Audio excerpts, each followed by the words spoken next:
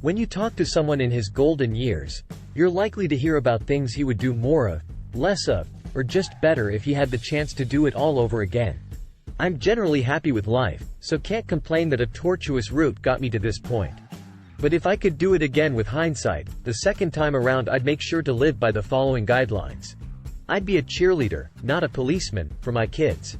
I'd hug them every time I see them and tell them I love them, I am proud of them and I miss them when we're apart.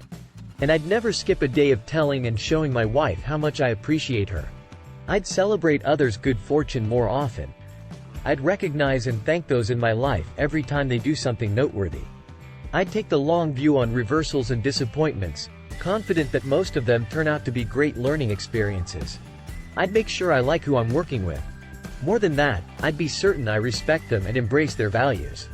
Most of all, I'd make sure I'm worthy of their respect. Finally, I'd get out of business with the takers, sooner, and faster still with any who lack integrity. I'd hire slowly and fire quickly, but gently.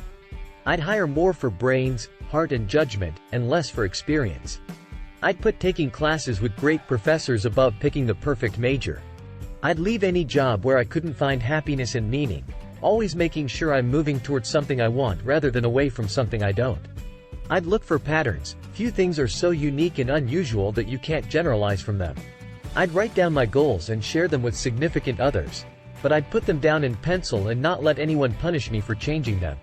I'd make sure to say goodbye to my parents when their time has come and give them the gift of knowing of my gratitude as they leave me behind. I'd repot every decade, seeing life as a book with decade-long chapters, writing each one with its chapter end in mind. I'd turn off the voice in my head that comes from others' expectations. I'd rewrite the operating system I inherited from my upbringing, my DNA and my experiences to date, replacing it line by line with self-talk I choose. I'd write my eulogy, then do something about the gap between what I wish could be said and what could honestly be said. Those items on this list that I've followed have brought me to a good place. Those that I've failed to do have set me further back on the trail than I might have been. Writing out what I'd do if I could start over helps me start where I am and move on from there. It's the same for all of us. Starting from wherever we are, we really can begin anew and do better.